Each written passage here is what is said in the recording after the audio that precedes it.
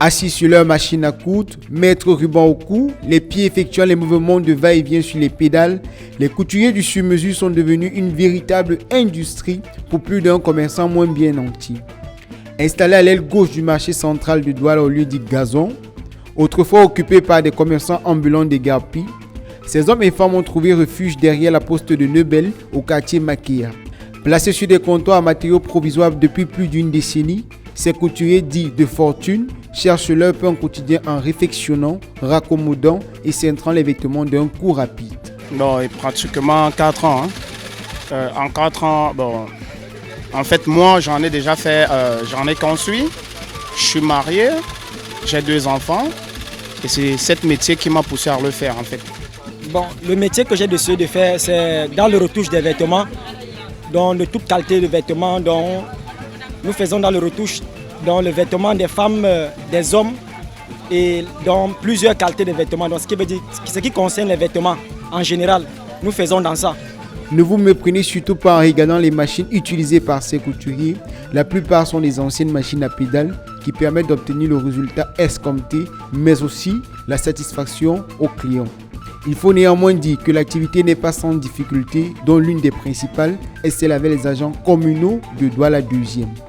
Et bon, les problèmes que nous avons encore ici de plus, c'est que la mairie vient de nous vendre en fait le territoire. Comme vous voyez là, le carreau a été vendu par le carreau à 100 000 francs. Donc, ce qui fait que nous sommes deux machines sur un carreau. Donc, nous avons cotisé 50 000 pour qu'on puisse en sortir. Mais là, on est en train de comprendre qu'on va nous chasser encore ici, d'ici peut-être janvier. On va nous chasser d'ici. Donc on ne sait pas comment faire pour pouvoir trouver une position stable en fait. Hormis la difficulté susvisée, les couturiers du sur-mesure rencontrent également des difficultés d'un autre genre. Bon, le risque ici là, le risque que nous trouvons d'abord ici là, vu que nous travaillons d'abord à l'air libre, c'est d'abord nous travaillons à l'air libre. Rien que d'abord la pluie et le soleil constamment.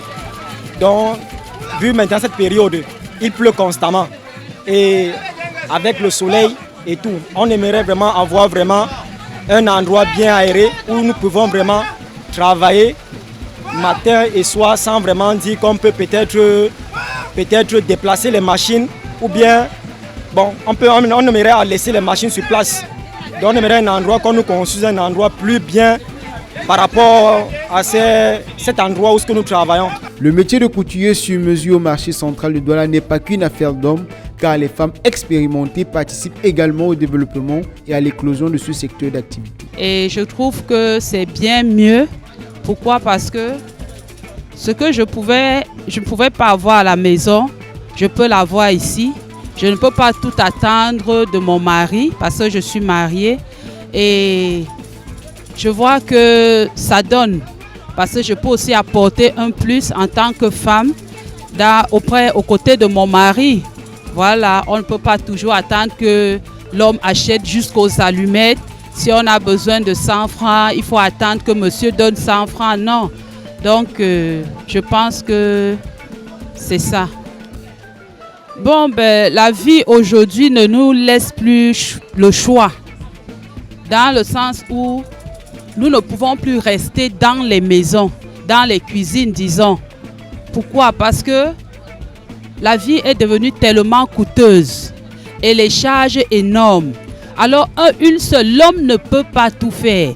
Et même lorsqu'une femme n'a pas un homme aux côtés d'elle, au lieu de se prostituer, je ne sais pas, faire n'importe quoi, attendre qu'on lui donne une bière au quartier pour se livrer, pour donner son précieux corps à n'importe qui, elle ferait mieux de sortir pour se battre. Nous sommes à Douala. À Douala, tout ce que tu vends passe. La réfection des vêtements permet à ces hommes et femmes de s'assumer, mais également de s'éloigner des 3 grands mots qui minent la société selon Voltaire, dont l'ennui, le vice et le besoin. Oui, je peux dire oui, mais vu que nous avons toujours des difficultés, mais on parvient à s'en sortir en fait.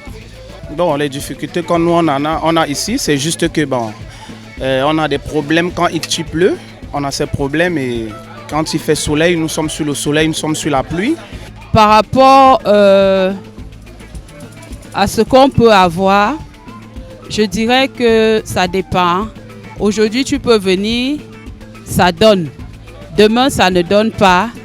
Tu peux venir, tu travailles peut-être 5 000, je ne sais pas. Il n'y a pas un montant fixe. C'est comme aujourd'hui, depuis le matin, je n'ai pas encore travaillé. Mais je suis là, j'ai la foi que Dieu ne va pas me laisser rentrer comme ça. Parce que je suis à 1000 francs de taxi chaque jour que Dieu a créé. Donc, c'est un peu ça.